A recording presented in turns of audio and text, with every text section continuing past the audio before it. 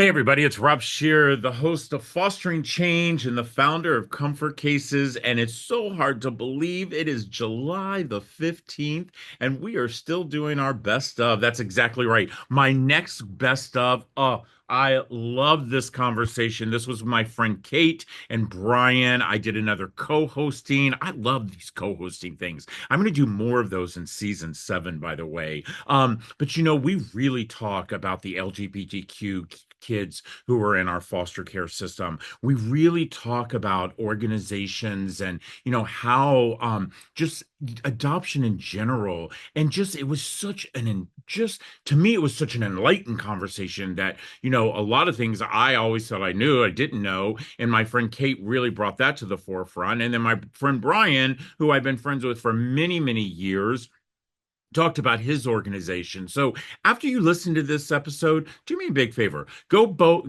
Go read about both of the organizations and show them some love. You know what the fact is you got to realize nonprofits, we truly do rely on the love of all of you, the support, the $5, the $10. You know what? We always say this. There is no amount of money that's too less. And every single penny adds up. And again, Kate and Brian, I love you to the moon and back. And thank you for this amazing best of. I hope everybody has a great rest of your week. We have actually are bringing on two guests.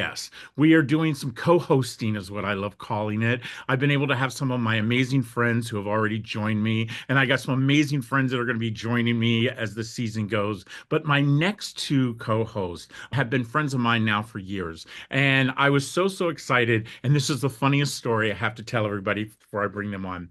My friend Kate sends an email and she puts my friend Brian on the email. And she's like, I have to have the two of you meet. And as I'm reading this email, I'm kind of laughing to myself because, by the way, I've known Brian for years. And so, of course, I replied back to Kate and said, how funny. We're already friends. We've been friends. And she said, of course you are. I should have known that. So it was so amazing because it actually truly connected the three of us. And immediately I said to my producers, hey, I want to do two co-hosting with my friend Brian and with my friend Kate. So without any further introduction, Kate and Brian, welcome to Fostering Change. What an intro. Thanks so Oh, much, Rob. And I'm nice to see you, Brian. nice to see you both. I'm so excited to be here with you guys. Well, I'm excited for us to have a conversation, and I'm ready for a great one. But first, Kate, I'd like for you to introduce our viewers to exactly, you've been on the show before, which, by the way, thank you and welcome back home. And I'd like for you to talk about your company and exactly, what you all do. Yeah, thank you so much, Rob, for having me. I am honored to be Spence-Chapin's Chief Executive Officer. I joined Spence-Chapin about 13 years ago as General Counsel. My experience really started in child welfare when I was a prosecutor in the largest social service district here in New York City, the Administration for Children's Services, and I prosecuted child abuse and neglect cases. Today, I am really honored to lead Spence-Chapin, an adoption and a family service agency that's been around for over 100 years. And we do work in the private adoption space as well as the international adoption space. We also support through our efforts at families and children exiting foster care with our post-adoption services and supports. We also have direct assistance in countries that have a high number of children living in institutions and orphanages that have very little or no chance of ever living in a family. And we have this remarkable Granny program that started many years ago that is set to address that need. So I'm really honored to head up an organization with a legacy and history that really touches on the lives, families and children, about 30,000 families formed in our history. That's just amazing. It's amazing because I mean, I've known about you for years and we've been friends, but I'm always in awe for how much you all seem to do and how much support you give people, because I think that's the biggest issue when it comes to, adoption, whether you're adopting international, national foster, whatever. It's this lack of support. And to see that you guys are putting all those in place. Again, you always put me in awe, my friend. You always do. Oh, Brian, I've known you for years, by the way, and I'll never forget when I actually think I was on the Ellen show, and you and I both were in P Town for Family Week, and you were like, "Hey, can I interview you?" And I was like, "Who am I?" And you were like, "Well, you're just on Ellen," and I was like, "Of course." And we became friends ever since. And so I love that. So Brian, tell us about, GWK Academy. Sure. So I just got to say, I am so excited to be. I feel like I'm on the A list right now. So thank you for bringing me to the A list, guys. I'm so excited to be here. And Rob, you were like one of the first, your story. So I launched Gays with Kids in March of 2014. Our mission was to help other gay men become dads. And we did that primarily by telling stories. Now, sometimes when we had someone very, very special, i.e., Rob Scheer, we wanted to tell your story. We wanted to interview you and do it the journalistic way. But most of the stories that we tell are done anecdotally from the viewpoint of the dads.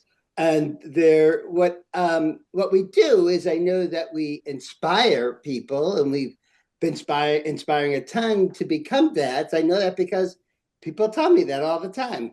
But it took me a while. I'm a slow learner, I guess, because it took about 6 years for me to realize that inspiring people to want to become dads is great. But my mission when we launched was to help people become dads. And so I realized that I wasn't really meeting my mission. So right during COVID, we created GWK Academy. And our goal, look, I'm a dad. My husband and I are dads to three amazing kids through adoption and surrogacy. Those journeys were done in the the mid aughts, I guess is the expression. And I know just how incredibly complicated and overwhelming it is. So GWK Academy is meant to make sure that anyone who's starting the journey now, it's still going to be overwhelming, but a lot less complicated. And so our focus has been on gay men because I'm a gay man and that's my journey. But we're doing two things that we're going to announce next week. One is that we are going to be supporting the entire LGBTQ plus community with their family building dreams. And the second is we are also converting into a not-for-profit organization. So super excited that this is the direction I know. Okay, I've had a lot of people tell me this is what we should be doing. And so I'm excited that we're doing it. And now Well, really seems like the right time to be doing it. Well, congratulations on that. And the fact is that I say this to people all the time.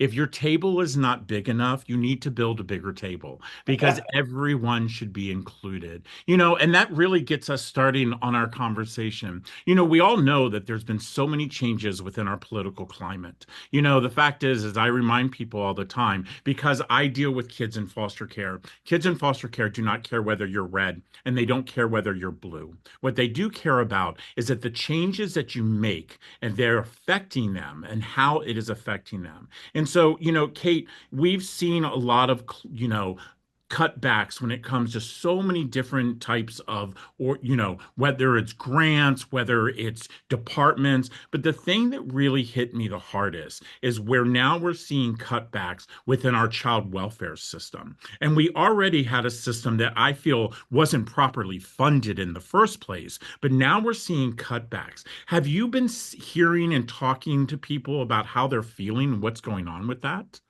yes, absolutely, Rob. I think we're all feeling it in the child welfare space.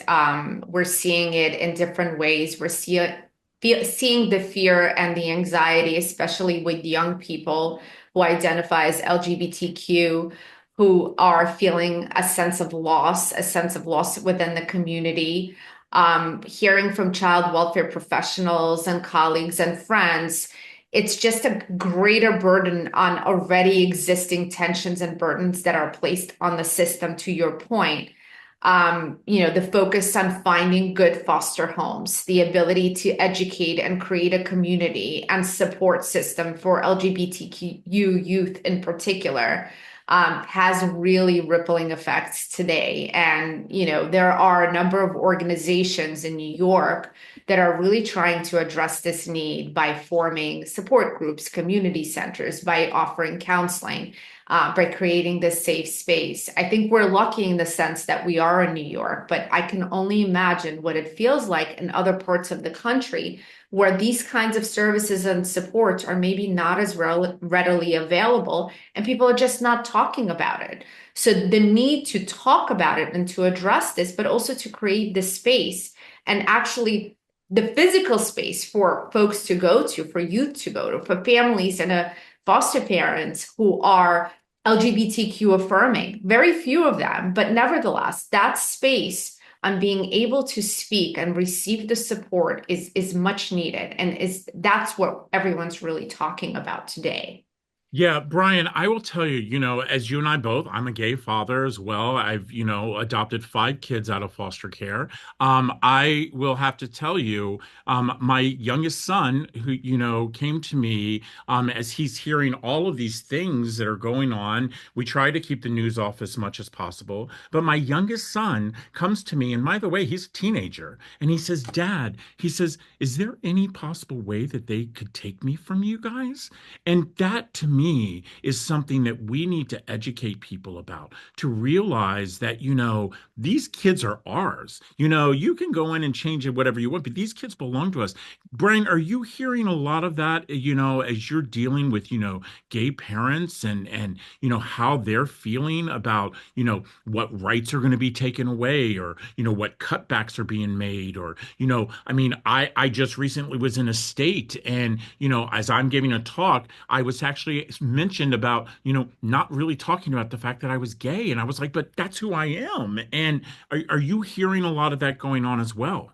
Yeah, absolutely. I have a lot of coaching calls with people on their journey to parenthood, and they all are like, "We need to hurry this up because who knows what's going to happen." And parents have reached out and said, "Can our kids be taken away?" And we're in touch with several lawyers whom we trust and respect, and who are really leaders in the industry in family building, whether it's adoption or surrogacy, foster care. And everyone says, "Look, just we should all be making sure all our T's are crossed and our I's dotted, have all the parentage rights, all the contracts, all the legalese that should be done, should be done. No one's going to take our kids away from us. They're ours. We're families. But you should definitely you should contact a lawyer, and I can certainly help people find lawyers in their home states to make sure that you've done everything the way it should be done." I love that. Kate, do you see, because of the climate that we have here in the US, do you see that there'll be an increase of adoptions overseas because they don't want to deal with what's going on here in the States?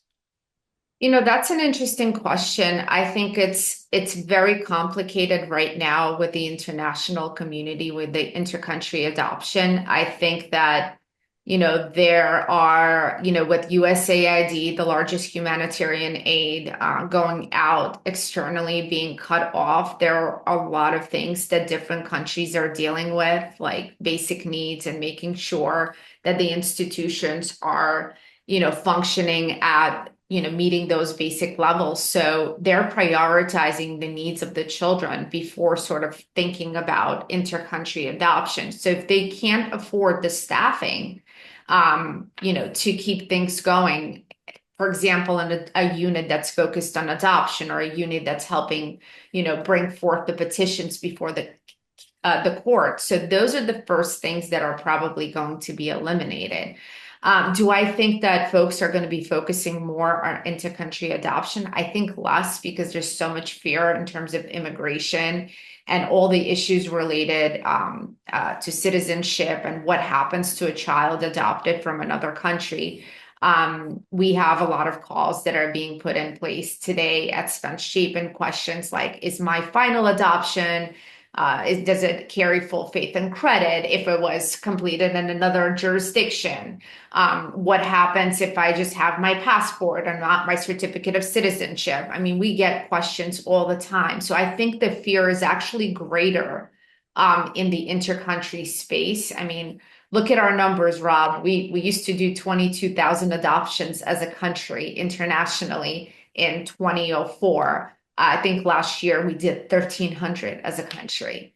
And and it's abysmal. I mean, these are the numbers, and it's not like the number of children living in institutions is decreasing. This Right, right. That's the thing that gets me is that, and I'm glad that you brought this up, Kate, because you brought up when you first were talking about, the word orphanage. I think that we as a country think that there's no such thing as an orphanage any longer, that those have been gone with. The thing is here in the United States, we just changed the name. We call them group homes now. They're Yeah. still an orphanage. We just call them a group home and makes us feel a little better. But I agree with you that we see the numbers increasing. And by the way, for those that are listening and watching this, I know what you read. I hear the fact that people say that the number of kids in foster care have dropped. Okay. I'm going to explain to you again, as I've explained to you many, many times. The reason that those numbers are dropping is because we have less and less people working who are able to be there to see those cases, that are not seeing those children that need to be placed. And the other thing I think we need to touch base on is that we are so geared on reunification that we are truly putting the safety of children at last. And I brought it up, and just recently we had a podcast where I had a family on and talked about this poor little girl Harmony, that the courts were so adamant that she had to go back to her birth father who had been in prison for 2 years, and literally 3 weeks after she went back, he killed her. This 4-year-old little girl. And we see that so much. Brian, do you feel, and again, I think, you being in New York, it's a lot different in my state of Maryland, where we're very liberal. But I worry about the people that are in Alabama, and I worry about the people in Louisiana, and I worry about the people that are in the Dakotas, where there is not as much support for gay adoptions, for doors being open for kids who are gay. And we're seeing a higher suicide rate when it comes to that. Why are we not talking about that, Brian? So I'm glad you brought that. I have to tell you, I am as we relaunch our site, I have two priorities now. I'm telling everyone. One is to help LGBTQ folks build families, but the other is to get kids out of the system and into loving LGBTQ plus families. I think that more of us would adopt from foster care system if we knew about it and we understood it. And so that's why I'm very excited with the relaunching of our website. We're going to give equal billing to all paths to parenthood, and we're really going to go into it hard. And that's where I love Spence-Chapin. Kate knows I love her. I love her whole staff. Everyone I've ever met there is my new BFF. We're doing programs with them to help promote some kids who really need to find homes. One thing, Rod, you didn't mention that I've already heard, and that's bothered me, is when I told people I went to Columbia and I saw these kids, and oh my God, the stories about the abuse and neglect that they've had to deal with. And yet they were so resilient. When they met us, they came running up and hugs, and I'm throwing them in the air, etc. They're just like any other kids. And you know what? I've heard back several times now, especially with this current administration. But don't we have kids in the States who need homes? And I say, yeah, we sure do. But you know what? A kid is a kid. I want to make sure any kid who needs a family gets a family. And that end of discussion. Like, why does it matter? Like, how can any of us be okay knowing Kate knows this already, her teen, I'd have difficulty sleeping at night knowing about these kids and what their fates are going to be. And Rod, the more I learned about foster care from you and then others, I can't sleep at night. I don't know how anyone really can. Like, Let me we tell you something. It's a big weight, but I say it all the time. Nelson Mandela said it better than anybody. We as a society are judged by the way we treat our children. We're judged by the way we treat our children. And children who are in foster care, children who are needing a home for adoption, no matter where they are located, okay, they don't belong to you. They don't belong to me. They belong to us. And the way that we treat them, I'm going to tell you something. Nelson Mandela would not be very happy, as we are not happy, because I think we can do better. And I think it's companies, like Spence-Chapin, like you, your organization, us coming together, because I think the biggest issue that I see as I travel the country is people are just not educated enough. They're not educated enough about what's going on within the adoption circle. The fact is that we can have the debate all day long, whether or not you're born gay or you pick to be gay. I mean, we can have that. Let's talk about the fact that children deserve to be loved. They deserve to be loved. And we are stopping that roadblock. Kate, as we close out, what is something that you would tell somebody who is, on that line where they're thinking that, you know what, I think I'm ready to create my family. And, how should I go about and what should I do? Yeah, that's a great question, Rob. I think that the most important first step is education to understand the different pathways. Foster care is an incredible pathway. Private adoption is an incredible pathway. International is an incredible pathway. They find their own pathway based on the needs that they feel connected to and their family needs. And, each one brings home child to a loving home. And that's really, really important to keep that in mind. And each one has its complexities and challenges. And, in growing your family, every one of us has challenges in growing our own families. That's true for any pathway and any road you take. I think that keeping in mind what you said, that every child deserves to be loved and to have a loving family and a loving childhood is the optimal piece to keep in mind, and to go with an open heart and an open mind, understanding that everything will be perfect.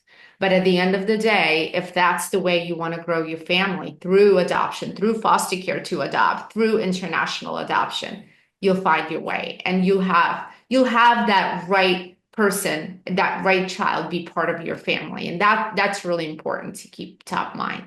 I love that. Brian, what would you say? It's the exact same thing. Get educated. And that's what GWK Academy is all about. I want to make sure that before people even start on their journeys of parenthood, I want to make sure they understand A, what their options are, and B, once they understand their options, I want them to get educated. We have courses designed for every path. I want them to be educated before they start their journey. I can tell you, my husband and I don't think we made a single decision feeling confident about that decision when we were going, because we didn't know what we were doing. And it was all, there was there were no resources for us. So I want to make sure everyone's educated before they get started, and then we can connect them with fantastic family building partners, organizations like Spence-Chapin and others. So yes, that was a great plug for me, Kate. Thanks. Listen, everybody, let me tell you, we are actually going to have links for both of them that will be embedded within our YouTube channel. If you have any questions whatsoever, you're going to be able to connect with them directly. What an amazing conversation. I think that this is a start, and I think that we need to continue these type of conversations. And by the way, most of us, as we all know, we are organizations and we depend on our donors. So do me a favor, for those of you that are watching us, and we have over 300,000 followers, go over to both of these organizations and show them some love, okay? Because they truly need that love to be able to do the work that we need get done for tomorrow. And as I finish this, I want to remind you all, we've heard it over and over again. When you invest in a child, you invest in their future. Stop saying that. Stop telling that lie. When you invest in a child, you actually invest in my future. You invest in their future. You invest in your future, because they are our leaders of tomorrow. And until next time, this is another episode of Fostering Change. But I cannot end this without saying, Makai and Alex, my two amazing sons, your dad and I are so proud of you. You both got accepted to Lynn University. You're off to college together, and I could not be more proud of how hard you worked and how much I'm going to miss you being gone. But I'm just so, so proud of you, Alex and Makai. So until next time, we'll talk again. Take care.